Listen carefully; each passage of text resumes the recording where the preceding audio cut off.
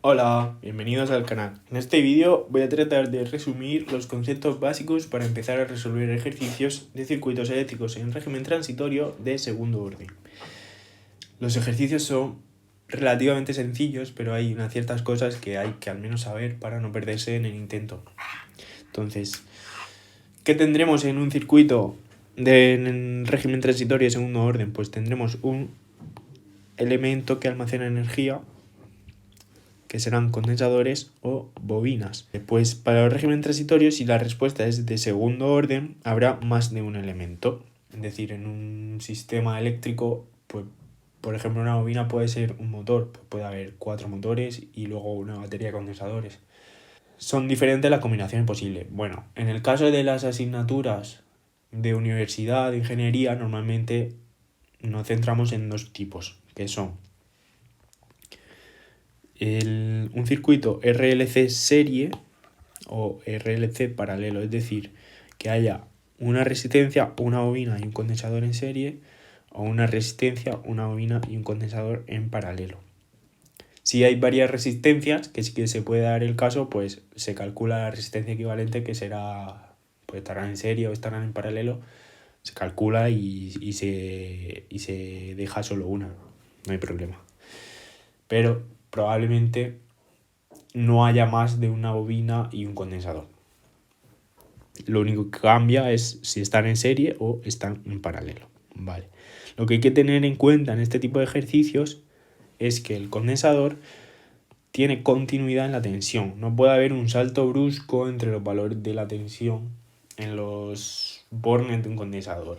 Si antes de que cambie las condiciones de un circuito, es decir, antes de que se abra o cierre un interruptor, hay, por ejemplo, 10 voltios entre los bornes de un condensador, pues al cambiar esas condiciones va a seguir habiendo 10 voltios, no puede haber un salto brusco en ese valor. Y ya con el paso del tiempo, con la evolución del transitorio, ese valor irá cambiando a las nuevas condiciones del circuito. Y lo mismo ocurre con una bobina, pero en las bobinas, en vez de la tensión, es continuidad en la intensidad. Las soluciones vienen a partir de una ecuación diferencial, pero no hay que saber resolverla. De hecho, ni siquiera la he puesto aquí. Simplemente hay que aprenderse las soluciones, los tipos de solución que tienen y aplicarlos en función del tipo de circuito que tengamos. Lo dicho, para identificar que es de segundo orden, pues que hay más de un elemento. Normalmente, pues eso. O resistencia, bobina y condensador en serie o en paralelo.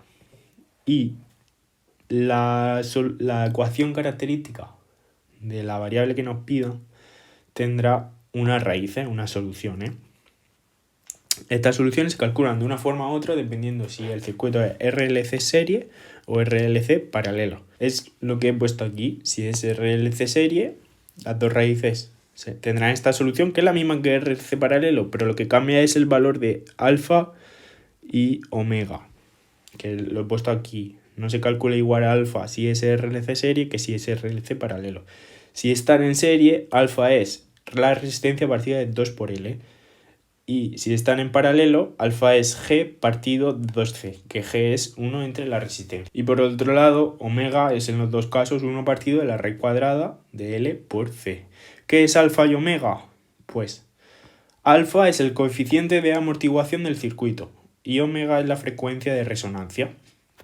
¿Y por qué solo tenemos S1 y S2, es decir, dos raíces? Pues porque son respuestas de segundo orden.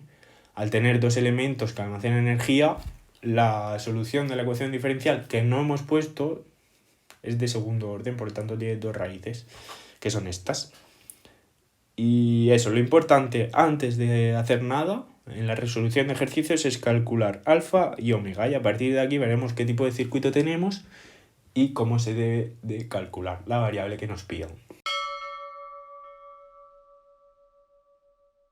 Entonces, ¿qué tipo de respuestas tenemos? Hay 5 tipos. Vale.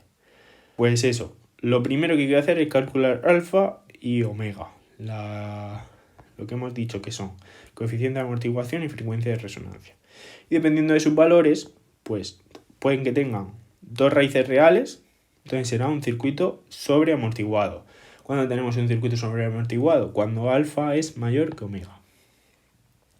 Y el tipo de respuesta que tiene pues es esta de aquí. La función, o sea, la variable en función de t será igual a esa variable evaluada en el nuevo régimen permanente, es decir, cuando t tiende a infinito, más una constante k1 por e elevado a la primera raíz por t, más una constante k2 por e elevado a la segunda raíz por t. ¿Qué es f? Pues f es la variable que nos pidan en el enunciado. Normalmente será la tensión entre los bornes de condensador o la intensidad en una bobina. ¿Y de dónde sale K1 y K2? Pues sale a partir de las condiciones iniciales del circuito. Lo que hemos dicho, a partir de saber que se tiene que mantener continuidad en la tensión de un condensador o en la intensidad de una bobina. Hay ejemplos de cómo se calcula K1 y K2 en otros vídeos del canal. Buscar vídeos con respuestas transitorias de segundo orden y veis cómo se calcula. Es muy sencillo. Simplemente hay que calcular las condiciones iniciales y a partir de ahí crear un sistema de ecuaciones de dos incógnitas, que las incógnitas son netas, son K1 y K2 y se resuelve fácilmente. Vale, pues eso es un circuito sobreamortiguado. ¿Qué pasa si hay una raíz real doble? Pues el circuito es críticamente amortiguado. ¿Cómo se sabe? Pues alfa es igual a omega. Lo dicho, lo importante, antes de empezar a resolver nada, es calcular alfa y omega para saber en qué tipo estamos. Porque las respuestas cambian de un tipo a otro. En este caso, si es una raíz real doble y tenemos un circuito críticamente amortiguado, f de t es igual a f en el nuevo régimen permanente más K1 más K2 por t por e elevado a la s por t. No es S1 y no es S2, porque hemos dicho que es una raíz real doble. S1 y S2 es igual. Y multiplicado por t por el tiempo. Vale. El tercer tipo, dos raíces complejas. Circuito subamortiguado. En este caso, alfa menor que omega. Si alfa es menor que omega, circuito subamortiguado. Y el tipo de respuesta es f cuando t tiende a infinito, es decir, en el nuevo régimen permanente, por K1 por una función coseno por omega sub a por t, más K2 por seno de omega sub a por t.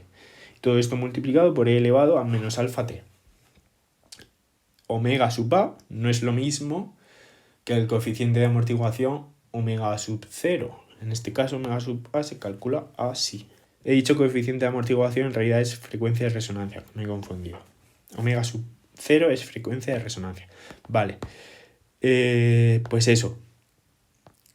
Se calcularía omega sub a como la raíz cuadrada de omega sub a al cuadrado menos alfa al cuadrado. Y eso es lo que se sustituye aquí. Y el cuarto tipo, dos raíces imaginarias, alfa es igual a 0, es decir, solo tenemos omega, pues en este caso es un circuito con amortiguamiento nulo. Y el tipo de función es f de t igual a f infinito, es decir, en el nuevo régimen permanente, más k1 por la función coseno, más k2 por la función seno. En este caso, omega sub o, sub 0. Y ya por último, pues dos raíces con parte real positiva es un circuito inestable. No alcanza el nuevo régimen permanente. Este tipo de circuito normalmente no aparecerá en los ejercicios. Pero bueno, será una función que no se estabiliza, se quedará oscilando infinitamente. En principio eso es todo. Estos son los conceptos más básicos necesarios para resolver un ejercicio con respuestas transitorias de segundo orden. Es decir, identificar los elementos que almacenan energía, si están en serie o en paralelo, y a partir de ahí calcular, dependiendo de si están en serie o en paralelo, alfa y omega.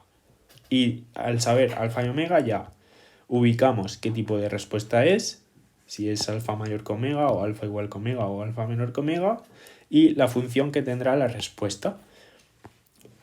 Cuando tengamos la función que tendrá la respuesta, calculamos los elementos que nos falten, pues o la variable en el nuevo régimen permanente, las constantes, que tenéis ejemplos en otros vídeos del canal, o en el caso del tercer tipo, de las raíces complejas, puede calcular también omega sub a.